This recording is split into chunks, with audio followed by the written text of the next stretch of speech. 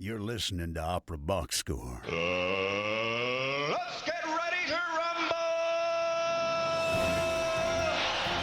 Wherever you are, however you're listening, it is America's talk radio show about opera. It's Opera Box Score. I'm George Cedarquist, joined this week by Oliver Camacho, Weston Williams, and Ashley Hardgrave. All right, in this episode, baseball's opening day is here already, and the games will be shorter. We crunched the numbers on how the MLB and the MET are responding to audiences with less time to spare and shorter attention spans. And then we predict the winner of the men's NCAA Final Four the OBS way. You're going to do some spelling, and you're going to feel mighty nice. Plus, in the 2-minute drill, the Yoncheva drama reaches its natural conclusion. She murders her phone and cancels Norma. Make sure you subscribe to the podcast on Stitcher and Spotify. You're going to click follow. And on Apple Podcasts, you just hit that cute little plus sign. Send us the voice memo of your dreams. Email us your hot takes, operaboxscore@gmail.com. You're going to get the OBS beer coaster for your pint, the OBS lapel pin for your lapel, just for sharing your own hot take. Oliver Camacho. I take it back. It should have said, she and her phone self-emulate. I like. That would have been a better, but it's too late now because this is the magic of radio. There's no editing. We do this live every night, everybody. Yeah. Weston Williams. I go raw. I don't think you go raw. So. Yeah, I don't do any editing on any of this. I just I just like hold it for like 4 or 5 hours, and then I'm like, I'll send it back to them. They can't tell the difference. That you guys don't listen to the show, right? I think I'm safe in saying that. That's not true. I listen to every show. Oh no, I made a terrible mistake. Ashley Hardgrave, where are you now? Hi, gentlemen. I'm back home, but I haven't been here for quite some time. Fun little story time adventure. I was sort of in the room where it happens. When it comes to March Madness and men's basketball, my work took me to Kansas City.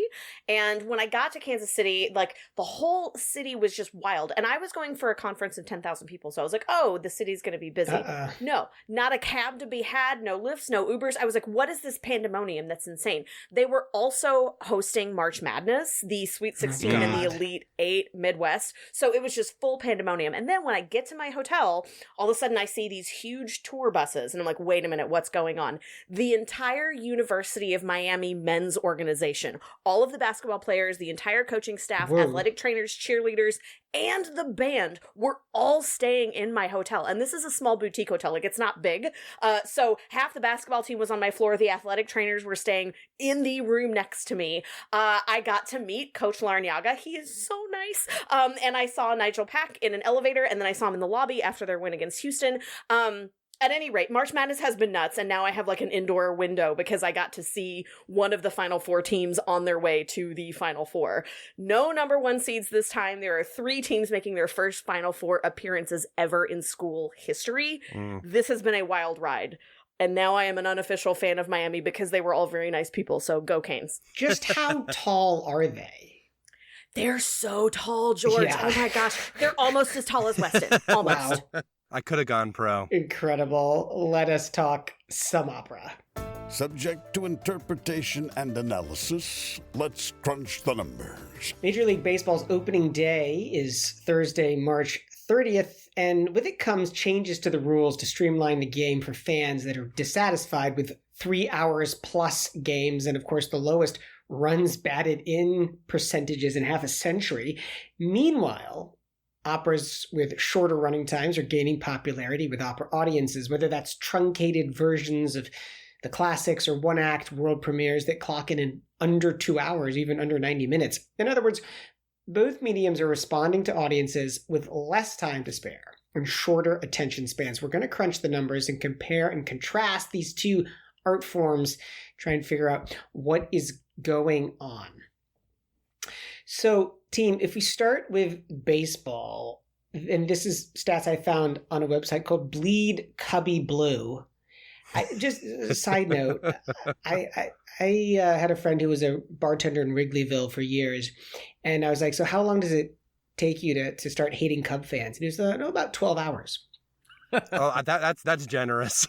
That's about the length of a Cubs game in the middle of the season, if we're honest. At the very beginning of the 20th century, so the 1900s, baseball games took about 90 minutes to complete from start to finish. That's like, wow. I don't think anyone would imagine that would be so short.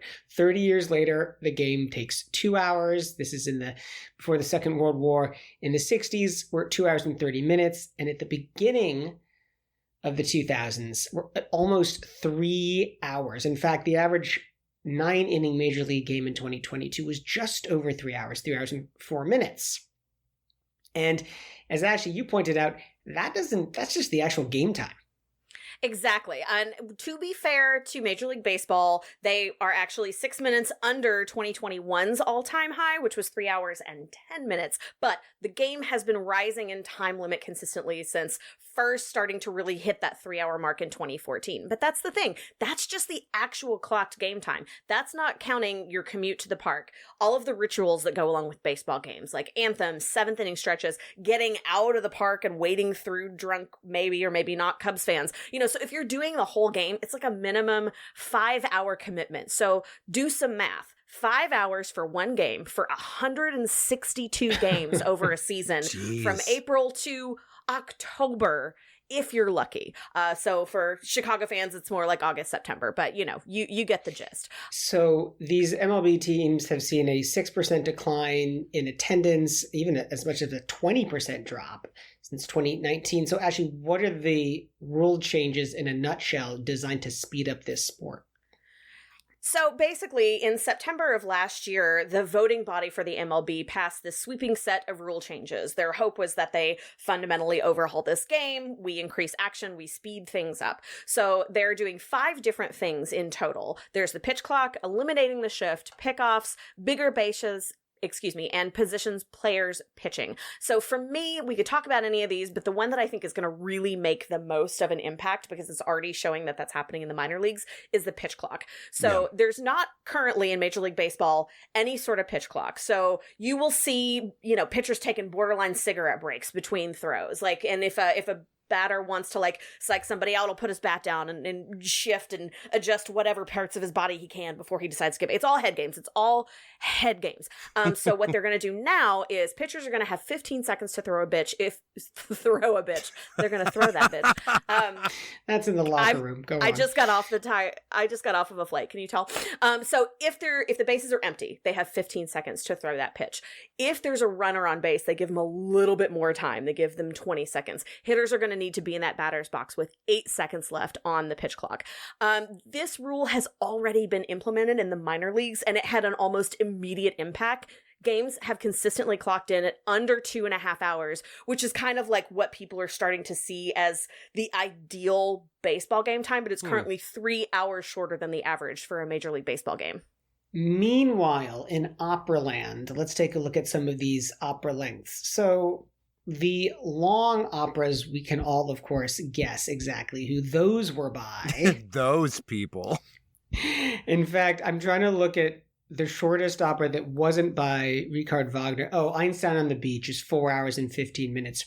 Götterdämmerung at 4 hours, 35 minutes. You have to really scroll down the list to get to Giulio Cesare, which, yes, was by Handel, at 3 hours and 45 minutes. Now, on the other end of the spectrum, you've got operas like Darius Milhaud's L'Enlèvement d'Europe at 8 minutes, Hindemith's Hin und Zurück, 14 minutes.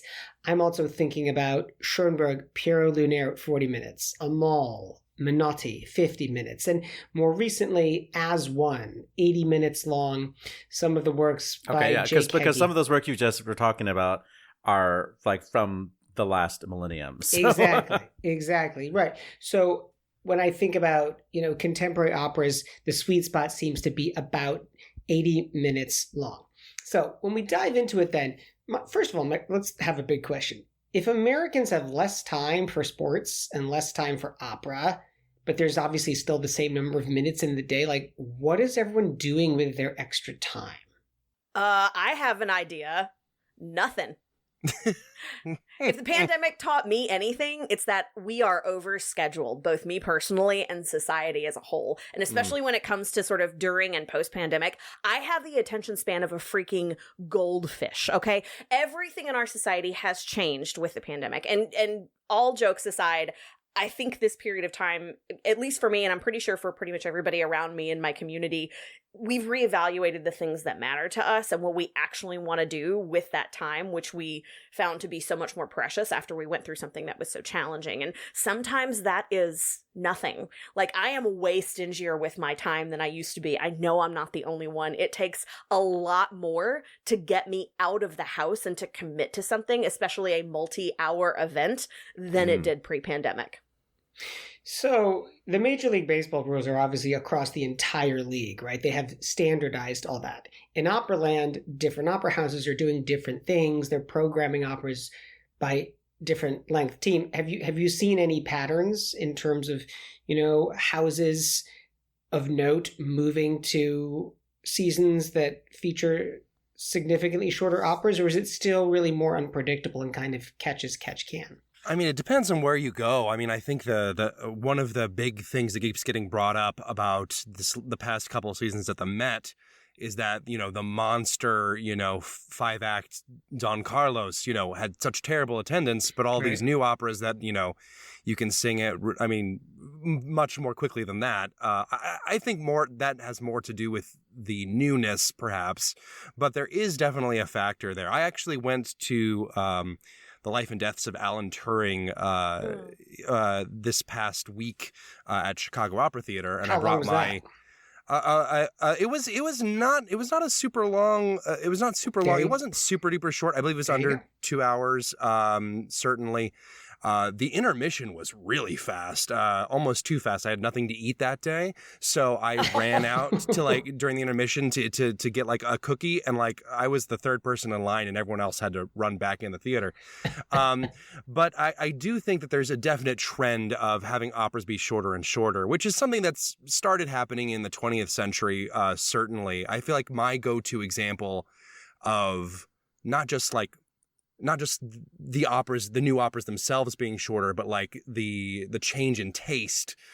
I feel like that began to happen. I feel like the bellwether performance for that was the famous Bayreuth performance by Pierre Boulez of Parsifal, where he very deliberately took all the tempos that were that mid-century 1940s incredibly slow, daunting, this is how we do Wagner kind of reverence, and saying, no, it's much more dramatic if you pick it up to something he might have been doing before, or even faster than that. There is definitely a trend that's been going on for a while, but I think in the 21st century, I often find myself going to the opera with a new opera, and as much as I like the operas, sometimes I'll be like, man, I wish this wasn't shorter than a Pixar movie. You know what I mean? So Life and Death of Alan Turing clocked in at 106 minutes with 125-minute intermission. And Proximity, the world premiere, which just happened at Lyric Opera, which I saw on Sunday, clocked in at 2 hours and a quarter. Okay. But that's for 3 operas, technically. For 3 short operas, That's what we call a triple header. Well, let's think about time commitments in general. The opera doesn't have to clock in under an hour for it to be successful or interesting to people. I think similarly to the way that baseball's kind of hitting that 2.5 hour total event, I think that might also be sort of the sweet spot for operas and opera outings moving forward. Now, what you do in that 2.5 hours can be a number of different things. That can be all music. That can be a longer intermission so that you have more time to drink, or in Weston's case, get a snack. One of the parallels that I do notice, even though we don't have necessarily a governing body like Major League Baseball in the way that we do sort of the A houses of professional opera, I do think that the creativity starts in the smaller houses. The ingenuity starts in the smaller houses. So where you were starting to see more creative programming, more truncating of classics, more bringing in interesting composers, doing creative castings, you weren't seeing that at the Mets, the Lyrics, and you were seeing that in Minnesota Stretta. You were seeing it in Portland. You were seeing it in, Opera Omaha. Like, you were seeing this really creative programming in some of these smaller houses, much in the way that they implemented these rules for the shortening of baseball games at the minor league, and as kind of a test run of sorts. Now, it doesn't operate the same way, but it did go small to large in the way that we're finally seeing that innovation sort of bleed into the major houses in this country. So then, Ashley, what are we gaining, in your opinion, about having shorter evenings at the Opera House? I mean, I think one of the things that we're gaining are the things that we're always trying to get, which are new audiences that might perhaps be intimidated by the longer time commitments. If opera is something that people aren't incredibly familiar with or uncomfortable with, we're asking them, hi, this is something that's unfamiliar to you. It's possibly intimidating. Please be ready to spend 5 to 6 hours with us on this journey for something you might or might not enjoy. Or if it's some of the smaller, more innovative, creative, sort of projects that we're seeing, it's come try this thing for an hour or two. And it's like, if you don't like it, you've only spent a couple of hours with us. If you love it, or even if you are intrigued by it, you might want more. And I would much rather have new audience members leave wanting more, because then they are statistically more likely to return. If we think about the types of things that friend of the show, Carrie Ann Otanyo's doing, she is...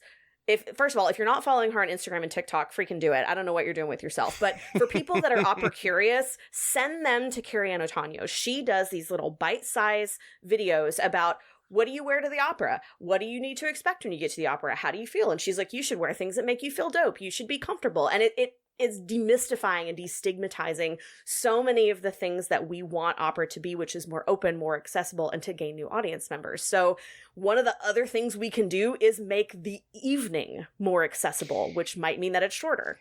It's tricky, though, because I feel like we're also losing something about the epicness of opera when we don't have, 3 to 3.5 to 4 hours with each other. I think if you go see, part of the Ring Cycle or a Handel opera, at the end of the night, there's this sense that is like, we've really sort of survived. We've stuck this thing out, and that we've really experienced something truly epic and truly memorable. Yeah, I totally agree. I think that there's something really cool. I remember the first time I watched Einstein on the Beach, which was a live stream from the Théâtre des Champs-Élysées. And I knew it was long. I knew there were like 3 chord changes in the entire opera. But I made a promise to myself, I'm going to sit here and watch the entire thing beginning to end, even though in the libretto, it specifies that audience members can leave and come back whenever they want. And I was like, no, I want to commit to it. I want to say I've seen the whole thing. And it really did change my whole perspective on Philip Glass as a composer, and, possibly my perception of minimalist music. It was really something. I take those points. I do respectfully push back and challenge and disagree specifically with the new audiences in mind. We are us, and we will take that endurance and the survival of the slog as a badge of pride, because we're conditioned to do so and we understand. What I call the Uncle Frank factor. If my Uncle Frank, who knows nothing about classical music or opera, I cannot expect him to feel that same pride in 3.5 to 4 hour journey when nowadays I'm doing something I enjoy, that's fun, that I want to do. In an hour, I'm looking for the door. That's just where my brain is with what we've done so far. So at any rate, I see the survival rah-rah. I love that. But I also think if we're continually talking about wanting new people to come and enjoy this magical thing that we love, these are ways in which we can bring new people in that are a little more bite-sized and a little more manageable for them. It's fair. I just did an opera called Buried Alive, which is 40 minutes long. And there was something beautiful about having a short piece where you could really delve into it and spend a lot of time doing run-throughs and getting, really into the world of that piece. And as an audience member, being like, oh, it's 8:15 and I'm done. I can go home. Here's my fear as we wrap up this segment, is that all operas become 80 minutes long. And that we lose the breadth of experience. This is the problem now with baseball. Baseball has always been about asymmetricality, no game clock, so games that varied widely in time, no standard field dimensions, right? Boston's Green Monster and the friendly confines of Wrigley Field are on different sizes. And until recently, there was no consistent designated hitter rule, right? There was one rule for the American League and one rule for the National League.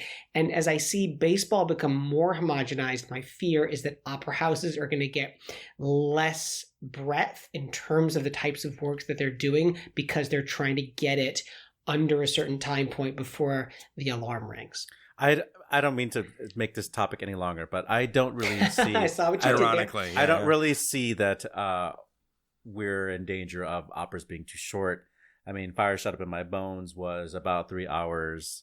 The Hours was at least 2 hours, and it's actually. You're doing titular amazing, hours. Oliver. This is amazing. And I think that it's not financially sustainable for companies to put on operas that are that short.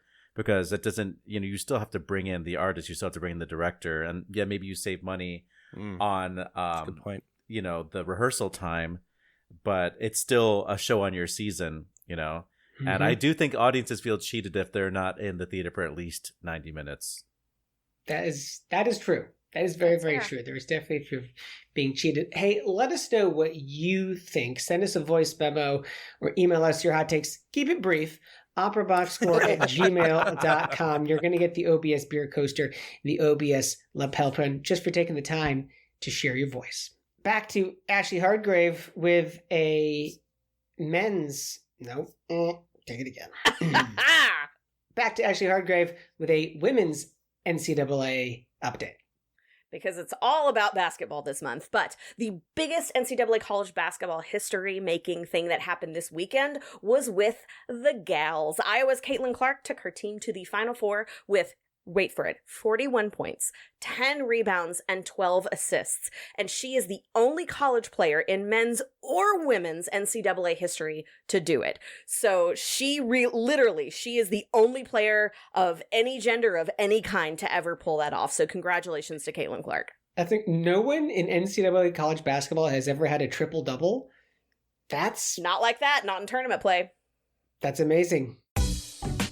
Chalk Talk on Opera Box Score. Because we haven't talked enough about basketball on this cast, the Final Four in NCAA men's basketball is here. Technically for the women as well. We are waiting for the playoff result of the Final Four spot to happen. During this taping, it won't be released then, but you'll know by the time this comes out. So hooray to those ladies. So this tournament on the men's side is the one we're going to focus on. This has been one of upsets, unpredictability, and zero rhyme or reason in precedent. So to continue the trend... To continue that trend of absolute absurdity, we're going to predict the winner of the Final Four based on the coolness of each team's fight song. Gentlemen, are you ready? Are you ready? Let's do it. So the Final Four, again, like I mentioned before, these are all relative newbies to, this level of March Madness play. 3 of the 4 teams in the Final Four are actually in the Final Four for the first time in their school's history. And we're going to start with one of the 2 ultimate underdogs in this case, which is the San Diego State University, the Aztecs. We're going to hear a little bit of that right now.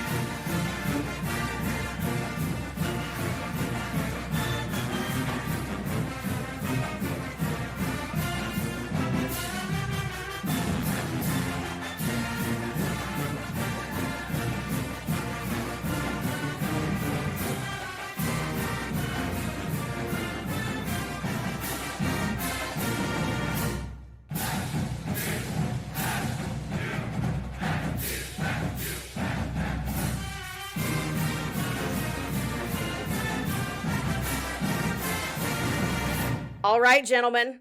Well, first of all, we got a little spelling going on. It's going to be a trend that you're going to notice a whole lot in each of these fight songs. But how are we feeling about San Diego State? Well, I I stopped listening after like the first line of lyrics because Yikes. I feel like, why are we talking about all these like Native American tribes and all this savagery? And then I will say, I believe that what we just played there was instrumental, but on YouTube it does have lyrics, and most of these don't do lyrics. So George, but they I would are love the for you Aztecs, so if you would yikes.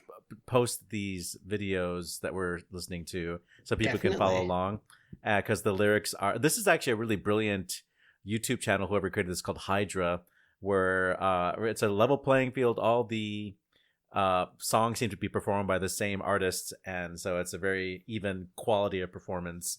You Ever the critic, Oliver. Ever the critic. you can read the lyrics of the song as you enjoy the music. I got turned off by the savage characterization of Native Americans, and then I thought it was funny when it was SDFU.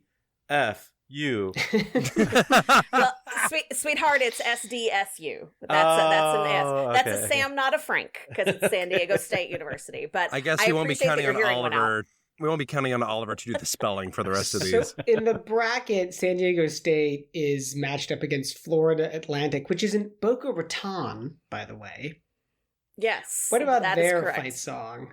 Well, I will say I give them a award for peppiest lyrics because one of their lyrics is "feeling mighty nice." I have to say that was one of the first things that jumped out to me. I was like, "Good job, FAU Owls." Well, let's listen to it.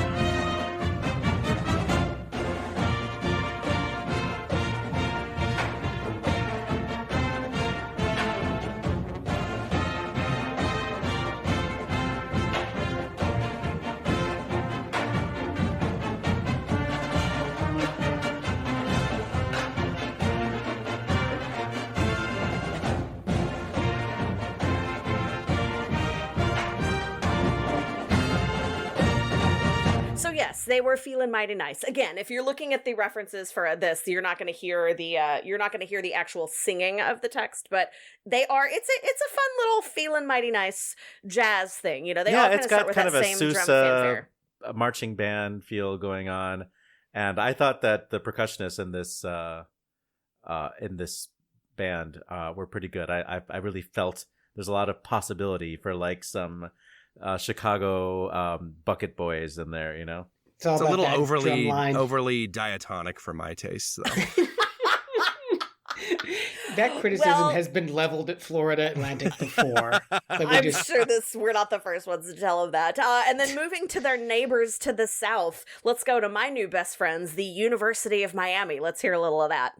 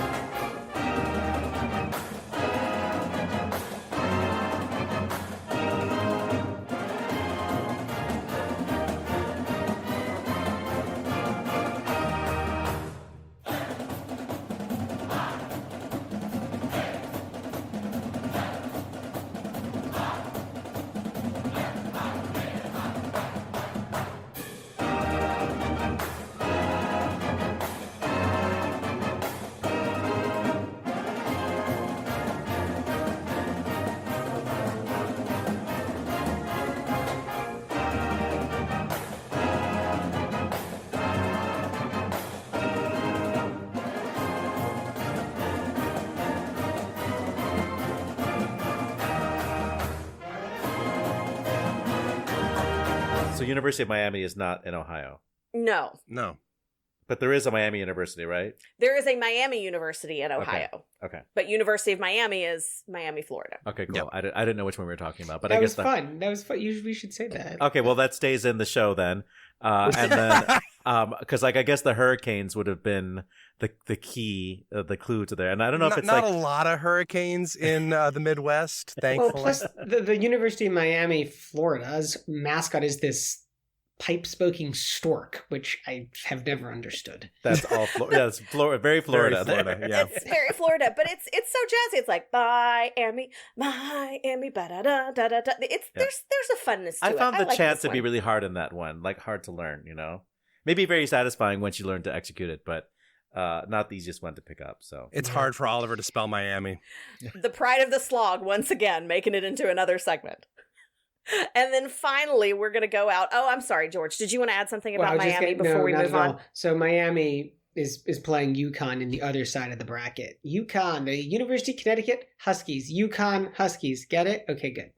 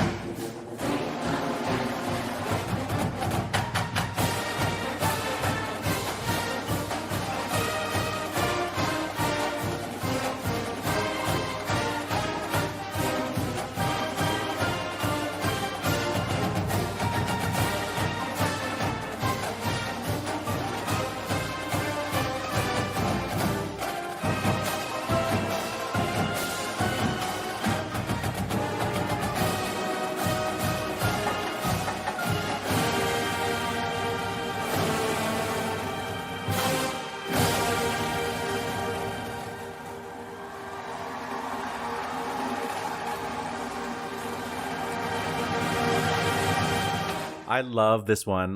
First of all, I love Huskies, and if my future husband wants to get me a dog for Christmas, get me a Husky. Noted. And I thought the melody was very memorable. I felt like I could, learn it in one listening. And there's also that little drama moment that feels like vaguely operatic, like a little some harmonic tension in some there. kind of There discount you go. kind Little of setting. Tristan chord action. Who knows? If I was making the determination here, I feel like this is the one that I would pick of these four. You know what? I'm gonna also back UConn because I never knew how to spell Connecticut, but now I feel like I can. They're plagiarists, though, is the thing, which is they ripped off the same tune as the U.S. Air Force song, Off We Go Into the Wild Blue Yonder. The final cadence is exactly the same. Okay, well, we've got 2 votes for UConn, and in fairness, based on the way they're playing, they may in fact win the national championship. George Cedarquist, how are you feeling about these teams if we're picking on songs alone? I'm going Florida Atlantic. It's all about the lyrics, prima la parole, and feeling mighty nice wins it for me. Those are things that you can feel mighty nice about. I am going to go with my new best friends, my hotel roommates, the University of Miami. Good luck to Coach Larnyaga. I love your jazzy theme song. We will find out next week. Actually, no, in 2 weeks, which of us is right. Well, but according to the OBS metric, we have 2 votes for UConn, so that beats Miami, and we have. I think we all want to stay away from San Diego, and yes, we're avoiding the racism here, Oliver. Yeah. Okay, so Florida Atlantic won that bracket, so now it's UConn against Florida Atlantic. So can we pick a winner? Can we play here? it out a little bit more? Yeah. I'm gonna double down. Florida Atlantic is a number 9 seed. They're the lowest seed in the Final Four. I love the lyrics on this. It I wish it was modal, but you can't have everything. Mama loves an underdog. I'm going FAU. Go Owls. Oh, Okay.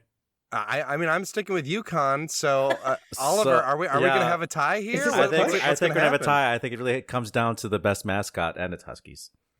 That's fair. That is fair.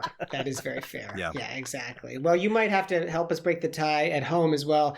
Again, send us the voice memo. Hey, maybe your school has got an even better fight song. You can send us that our way as well. operaboxscore@gmail.com. We're going to send the 2-minute drill your way now. This just in, the 2-minute drill. All right, listen up. Here's everything that you need to know about what happened in Operaland this week. Houston Grand Opera has announced its 23-24 season, which includes the world premiere of Jake Heggie and Gene Shear's Intelligence about women spies during the Civil War. The season also includes productions of Falstaff, Parsifal, Madame Butterfly, Don Giovanni, and The Sound of Music. The BBC is suspending the proposed closure of the BBC Singers, saying it had, quote, received approaches from a number of organizations offering alternative funding models. If viable, these alternative options would secure the future of the ensemble. The BBC also said that the Singers were back on for this year's proms. Until further notice, the Wiener Konzerthaus will refrain from engaging Theodor Karensis. Konzerthaus intendant Matthias Naska said the distancing from the Russian conductor is, quote, the result of an intense, painful process of reflection. Karensis still does not comment on the Ukraine war. I have asked him for a statement which has not come to this day. The Russian Ministry of Culture will contribute $200,000 to Ildar Abdrazakov's International Festival. The Russian base has been the subject of close scrutiny over his connections to Putin's government, even announcing a, quote, pause on his relationship with the Met in support of Anna Netrebko last month. For quote-unquote various reasons, the Dresden Semper Opera and Ballet has abandoned their Twitter account, pointing to the company website for future information and news. This announcement was made on Twitter and retweeted only 5 times. Maybe that's the reason. Bada bing, bada boom! The musical Al Capone, which stars tenor Roberto Alagna, is swimming with the fishes after poor audience attendance sank the production, which opened in January. Only 48 of the originally planned 90 performances of the musical actually took place. At least they didn't get busted for tax evasion, see? Charmed, I'm sure. I'm sorry, I had to. A new documentary entitled Janae Bridges Unamplified will air on PBS as part of its American Masters in the Making series. The doc will focus on her artistic and personal journey to the premiere of A Knee on the Neck, a musical response to the murder of George Floyd. The film will be hosted by Audra McDonald. Canadian tenor Matthew Cairns is the recipient of the Hildegard Behrens Foundation Award. The tenor previously made it to the finals of the Met's Eric and Dominique Lafont competition and won the George London Foundation Encouragement Award earlier this year. It's a major plaza? Madrid's Teatro de la Zarzuela has named a plaza at the entrance after Teresa Braganza in honor of what would have been the mezzo's 90th birthday. Braganza's granddaughter said, quote, she wasn't a fan of tributes, but she would have really enjoyed this gift. England's country house opera, Neville Holt Opera, is redesigning its seasons, citing, quote, the disruption of COVID, record inflation, and suffering from lower ticket sales as families struggle with the rising cost of living. In a tweet, the company announced that the performances of Cenerentola and Warhorse will go on as planned, while Pagliacci and Gianni Schicchi have been canceled. In trade news, Nicholas Chalmers is stepping down as artistic director of the aforementioned Neville Holt Opera after 10 years. He tweeted, I am aware of the company's shortened season. I played no part in these decisions, and they are a separate matter to my resignation. I stand with them in solidarity in these challenging times. Effective this month, Seattle Opera has a new COO in Angela Gist and CFO in Marissa Betts-Zoll. Said General Director Christina Scheppelman, Marissa and Angela are tremendous assets to our leadership team and have both proven that they are the best people for their jobs. On the disabled list, an update from last week's episode. Sonia Yoncheva did not sing the final performance of Norma. As a result, Helena Dix made her Toll Brothers Saturday afternoon radio broadcast debut in the titular role. Meanwhile, blue-checked Sonia Yoncheva tweeted, "From today, 27th of March, all social media channels of Sonia Yoncheva will be exclusively managed by her team." The Salzburg Easter Festival has announced that Irlina Garanca has dropped out of her role as Venus in Tannhäuser due to illness. Emma Bell, who recently made Wagner debuts in Munich, Berlin, Hamburg, and Zurich, will replace her. Exit stage right. Romanian soprano and teacher Virginia Ziani has died at the age of 97. She made her stage debut all the way back in 1948 at the Teatro Duzza in La Traviata before making her way to La Scala in 1956. She sang nearly 70 roles throughout her career and taught singers such as Angela Brown, Nicole Chevalier, Vivica Juneau, Sylvia McNair, Eileen Perez, and Elizabeth Futrell. Australian conductor and pianist Robert Andrew Green has died. He made his debut with Opera Australia in 1985 when he substituted for the conductor in a performance of Così fan tutte and went on to conduct more than 60 productions there. He was also a fellow Gilbert and Sullivan enthusiast. Drink. Viennese soprano Judith Halas has died. The soprano was a member of the Vienna State Opera for most of the aughts, where she took on roles such as Papagena in Die Zauberflöte and Voglinde in Das Rheingold and Götterdämmerung. And on this day, March 27th, in 1745, it was the first performance of Handel's Belshazzar in London. In what is described as the last great moment of Joseph Haydn's life in 1808 on March 27th, the ailing composer made his last public appearance, attending his oratorio The Creation with permission of his doctor to celebrate his upcoming 76th birthday. It would be his last. In 1819, Rossini's Ermione premiered in Naples. In 1826, Giovanni Pacini's La Gelosia Corretta premiered at La Scala.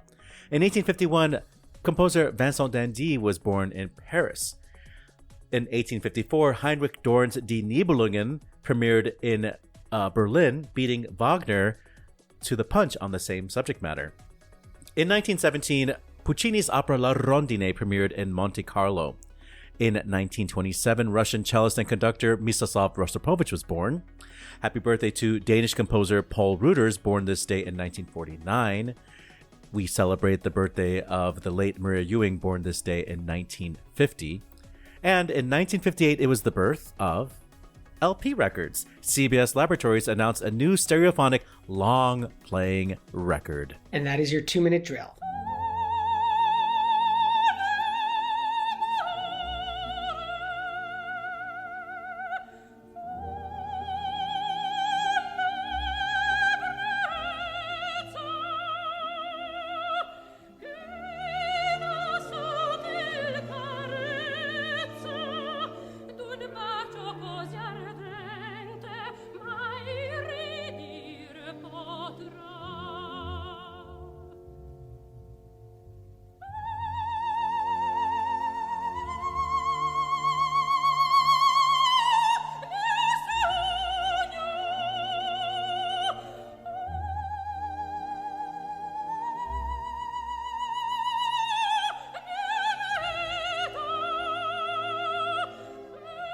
Just a little bit of the great Virginia Ziani singing Qu'il bel sogno di Doretta from La Rondine, knocking out 2 of our drill items today. Ziani has a huge legacy. She's not the soprano who is at the forefront of everybody's minds when they think about great sopranos, but you talk to an opera singer and they all know who Virginia Ziani was. Mm-hmm. Yeah, it's definitely one of those... there are some like real legacy making teachers, and she's absolutely one of those. It's very classical piano like in its lineage of the people that she taught and who they're teaching now. And she sang forever herself too. Yes, she sure did. So we have the season announcement for Houston Grand Opera, and the most exciting thing about their season is a world premiere. Absolutely. Jake Heggie and Jean Shearer joined, which will star Jamie Barton and friend of the show Janai Brugger. The rest of the season is sort of not so exciting, but there are some great artists appearing. How can you see a season with Parsifal in it and be like, eh? Well, I'm just saying it's like Yawn.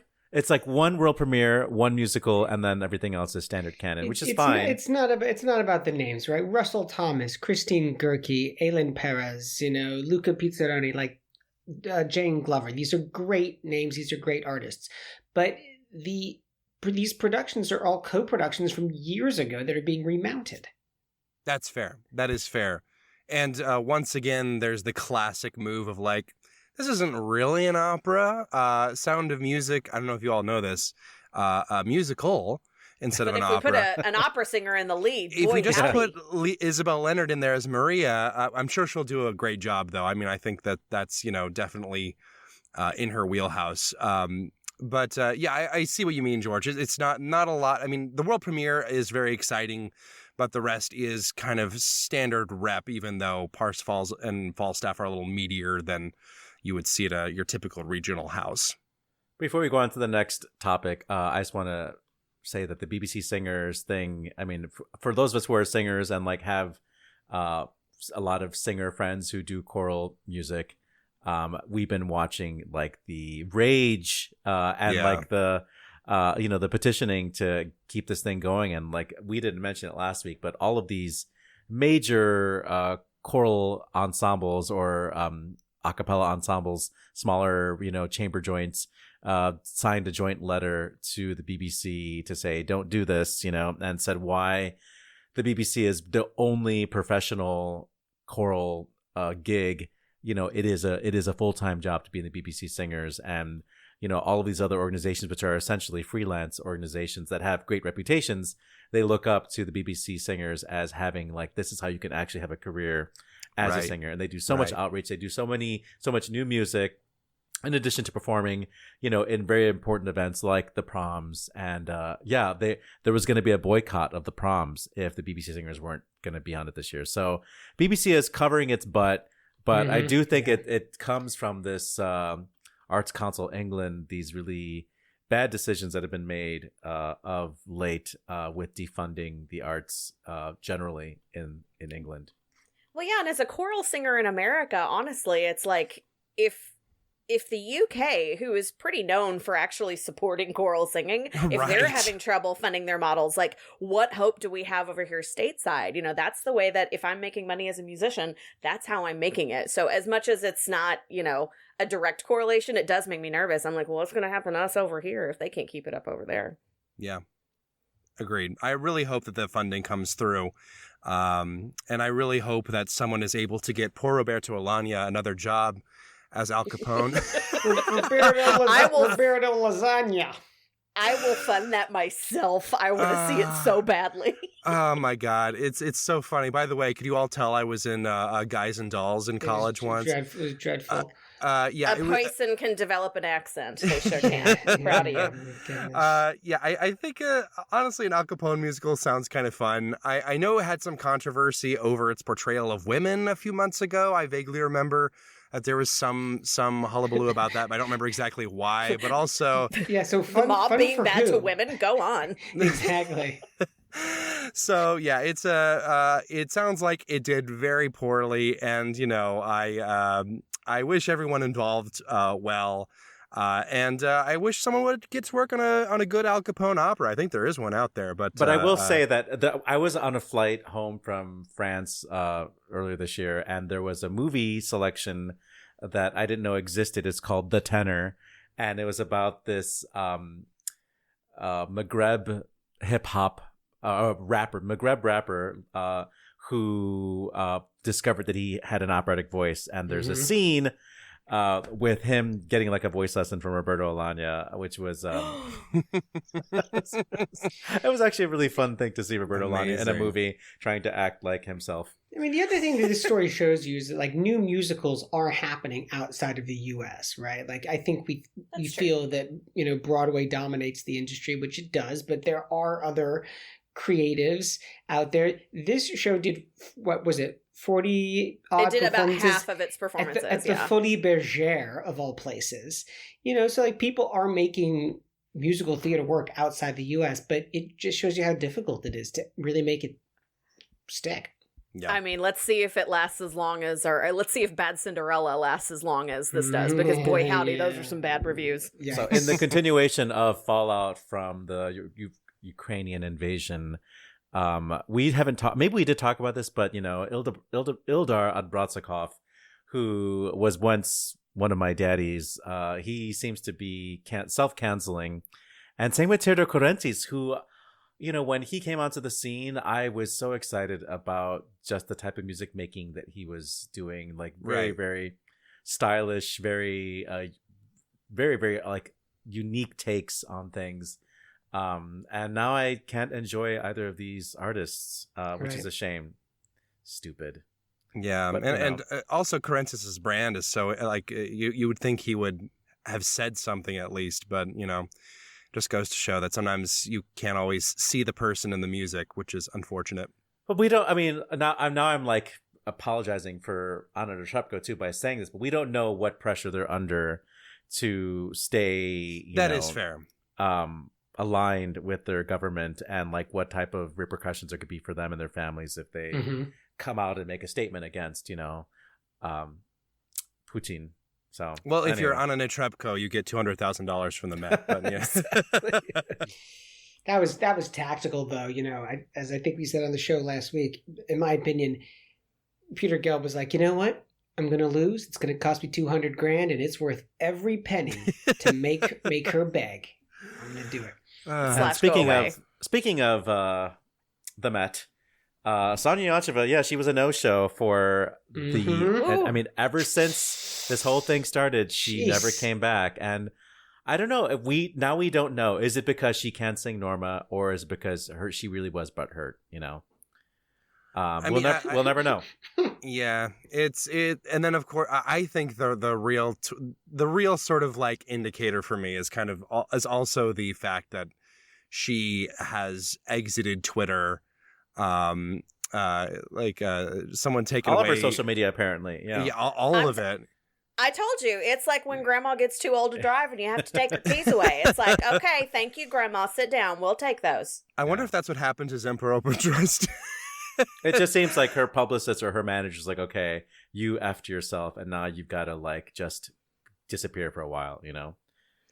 Yeah, it's a good call. Once you're on that level, you know, I mean, you should probably not have a personal Twitter, honestly.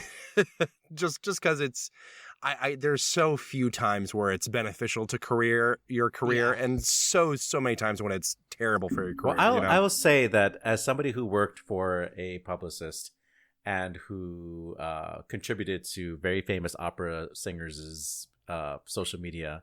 Did you really? Yes. Okay. Wow. Color me impressed. You do need like a team of people who like carefully think about it and like make sure that your brand is well represented on your social media. Yeah. And not just, you know, toilet tweet like our former president, you know.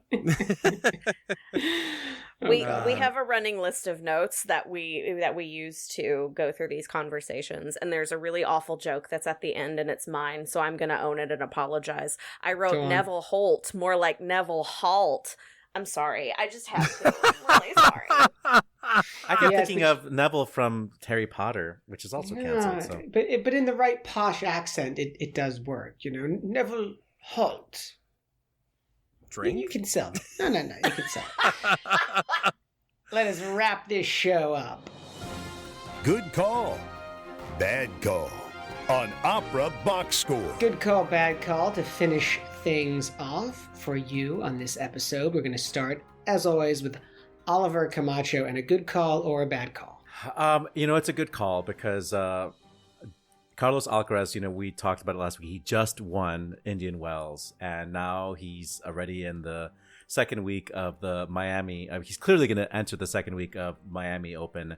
And there was this match he played where he just demolished his opponent. And then Jimmy Butler, who I guess is an NBA star, former Bull. Okay, Butler, was in the audience and like, you know, wanted to meet this kid, Carlos Alcaraz, and like have his picture taken with him because like everybody is now in the tennis world is talking about Alcaraz as the future of the sport. He just is very, very special, and I think if you want to be on the ground floor of you know, the making of a great, try to watch this kid if he comes to your town. Everybody's describing him as really the future of tennis. So Weston Williams. I was kind of following Oliver around all last week, seeing what he saw. I really enjoyed Life and Death of Alan Turing, of course. It was nice to see the fruition of the workshop that I attended many years ago now, which incidentally was the first time my voice was ever recognized in public because of Opera Box Score. But I have another good call on top of that, which was the Jupiter Ensemble came to town with Leah Desandra, Thomas Mumford, which Thomas Oliver was at. Dunford, not Thomas Dunford. I'm sorry. Wrong Mumford. one. Mumford and Sons. That's it. It was a great concert. It was they were doing their Vivaldi concert, but they're still touring around. If you are out there in the, they're going to be in the U.S. I think for a little bit longer when this episode goes up, and they'll certainly be back in Europe in a few weeks from now. Check it out, see if they're coming close to you. I just want to dovetail on that because it was an amazing concert. I knew it would be. I was not surprised. Yeah, but I didn't know the whole band, and they have been working with Bruno Philippe, the French cellist, this entire time, but I never bothered to look at the roster of the musicians besides Thomas Mumford. And Bruno Philippe literally stole the show playing a Vivaldi cello concerto. And like, as Thomas Dunford announced at the beginning of the concert, like all there's a stereotype of Vivaldi concertos that they all sound the same. He wrote one concerto like 100 times, But even with that said, like, this kid, holy moly, it was quite something, jaw dropping, and like the audience gave him the biggest ovation, even though Leah Desandre was killing it with everything she sang. Yeah. And he even gave us a little extra bonus when Thomas Mumford broke a string on his lute, which was fun. But yeah, it was a great concert. Highly recommend. Love the Jupiter Ensemble. Check it out. Ashley Hargrave.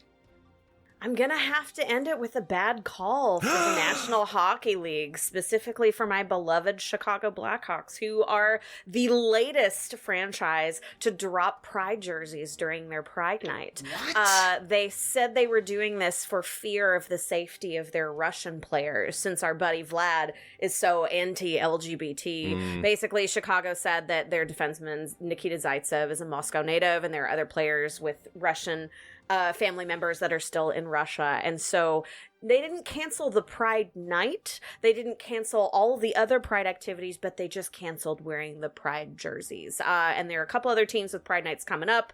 I think Chicago was the third to cancel the jerseys. And I just think it's really lame. So bad call.